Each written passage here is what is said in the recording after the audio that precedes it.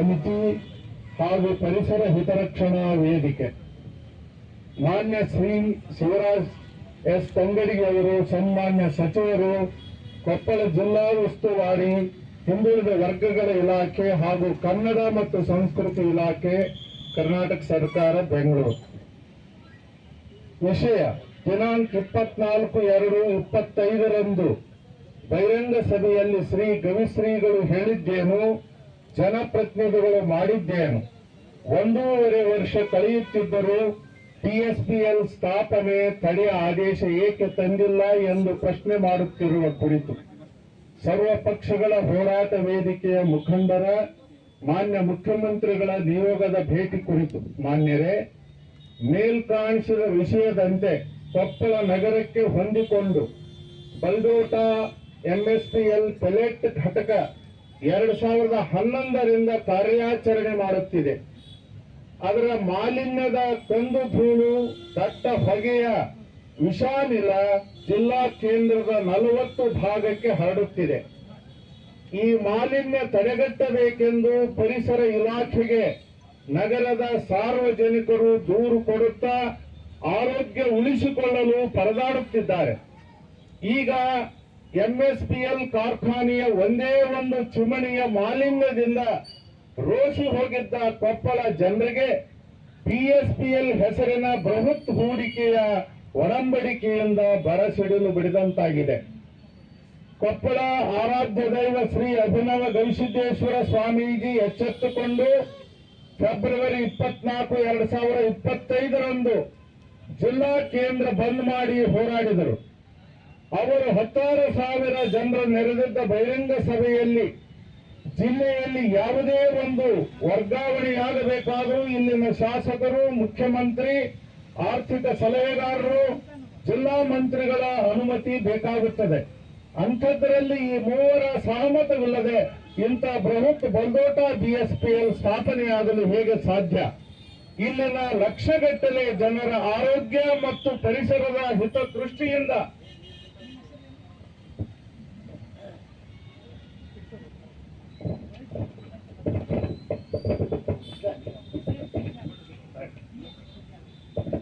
ಹಿತದೃಷ್ಟಿಯಿಂದ ರದ್ದುಪಡಿಸಿ ಆದೇಶ ತರಬೇಕೆಂದು ತಮ್ಮಗಳ ಮೂವರಿಗೂ ಧರ್ಮಾದೇಶ ಮಾಡಿದ್ದರು.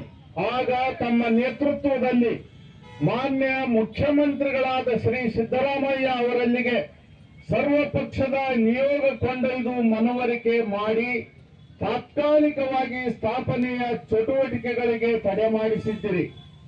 ಈ ನಿಮ್ಮ ಕಳಕಳಿಗೆ ಕೊಪ್ಪಳ ಜನ ಕೃತಜ್ಞರಾಗಿದ್ದಾರೆ. ಈಗ 1.5 ವರ್ಷ ಕಳೆಯುತ್ತಾ ಬಂದಿದೆ, ಆದರೆ ಈ ಸ್ಥಾಪನೆಯ ಶಾಶ್ವತ ತಡೆ ಆದೇಶ ಬಂದಿಲ್ಲ. ಆದ್ದರಿಂದ ಕೊಪ್ಪಳ ಭಾಗ್ಯನಗರದ ಜನರಿಗೆ ಆತಂಕ ಹೆಚ್ಚಾಗಿದೆ. ಈಗ ಸಂಪುಟದಲ್ಲಿ ಜಿಲ್ಲೆಗೆ 2 ಸಚಿವರಾಗಿದ್ದು ಮತ್ತಷ್ಟು ಶಕ್ತಿ ಬಂದಿದೆ.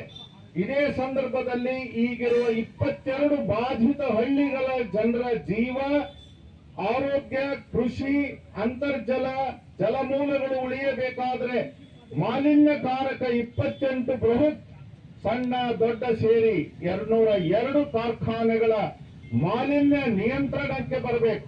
ಇಲ್ಲದಿದ್ದರೆ ಅವುಗಳು ಬಂದಾಗಬೇಕೆನ್ನುವ ಅರ್ಥದಲ್ಲಿ ನಮ್ಮನ್ನು ಜಪಾನ್ ಮಾಡುವುದು ಬೇಡ, ಜೋಪಾನ ಮಾಡಿ ಎಂದು ಕವಿಶ್ರೀಗಳು ಹೇಳಿದ್ದರು.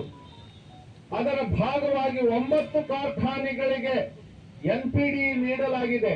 5 ಕಾರ್ಖಾನೆಗಳಿಗೆ ಮುಚ್ಚುವ ಆದೇಶ ಮಾಡಿ 2 ಮಾತ್ರ ಮುಚ್ಚಲಾಗಿದೆ. ಸಿಪಿಸಿಬಿಯಿಂದ ಕಲ್ಯಾಣಿ ಸ್ಟೀಲ್ ಮುಚ್ಚಿ ಕೆಲವೇ ದಿನಗಳಲ್ಲಿ ಪುನಃ ಆರಂಭ ಮಾಡಲಾಗಿದೆ. ಇನ್ನುಳಿದ ಕಾರ್ಖಾನೆಗಳ ಮಾಲಿನ್ಯ ನಿಯಂತ್ರಣದಲ್ಲಿ ಇಲ್ಲ ಎನ್ನಲು ರೈತರು ನಿರಂತರವಾಗಿ ದೂರು ಸಲ್ಲಿಸುತ್ತಿದ್ದಾರೆ ಎನ್ನುವ ಸಂಗತಿಯನ್ನು ಇಲ್ಲಿ ಹೇಳಲಾಗಿದೆ. ಬೀದರ್, ಹುಮನಾಬಾದ್ ನದಿ ಜಲಮೂಲಗಳ ಮಾಲಿನ್ಯಕ್ಕೆ ಕಾರಣವಾದ ಅಲ್ಲಿಯ ಕಾರ್ಖಾನೆಗಳನ್ನು ಮಾನ್ಯ ಸಚಿವರಾದ, ಇದು ಬಹಳ ಮುಖ್ಯವಾದಂತ ಪ್ಯಾರಾಗಿದೆ, ಬೀದರ್ನಲ್ಲಿ ಅಲ್ಲಿಯ ಜಿಲ್ಲಾ ಸಚಿವರಾದಂತ ಖಂಡ್ರೆಯವರು ಪರಿಸರ ಮಾಲಿನ್ಯ ಮಾಡತಕ್ಕಂತ ಕಾರ್ಖಾನೆಗಳ ಬಗ್ಗೆ ಇನ್ನೊಂದು ಪ್ಯಾರ ಇದೆ ಅಷ್ಟೇ. ನಾವೇನೇ ಅವರ ಹೆಚ್ಚಿನ ಸಮಯವನ್ನು ತೆಗೆದುಕೊಳ್ಬೇಕನ್ನೋದು ನಮ್ಗೇನಿಲ್ಲ.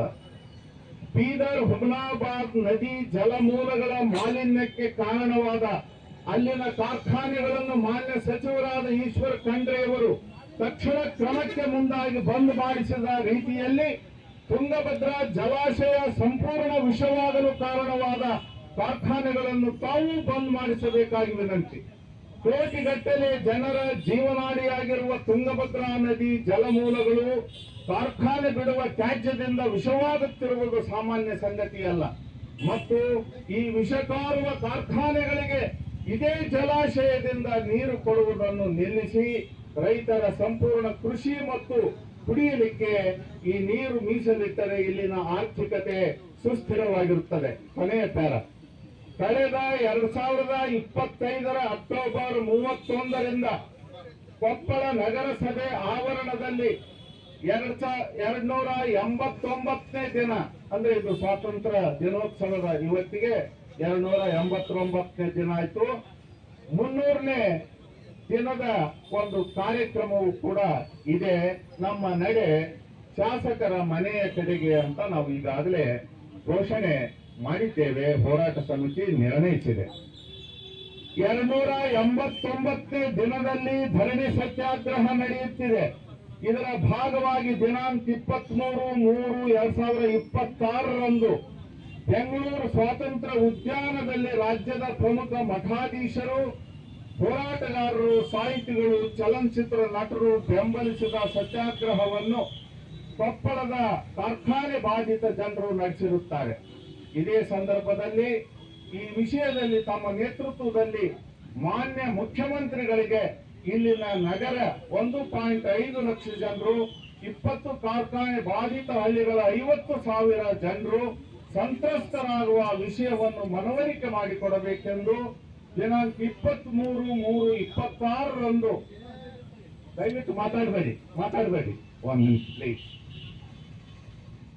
23 ಜಿಲ್ಲೆಯ ಸರ್ವ ಪಕ್ಷಗಳ ಮುಖಂಡರು, ಜನಪ್ರತಿನಿಧಿಗಳು ಮತ್ತು ಹೋರಾಟ ವೇದಿಕೆಯ ಪ್ರಮುಖರ ನಿಯೋಗದಿಂದ ಮಾನ್ಯ ಮುಖ್ಯಮಂತ್ರಿಗಳನ್ನು ಭೇಟಿ ಮಾಡಲು ಪ್ರಯತ್ನಿಸಿದೆವು.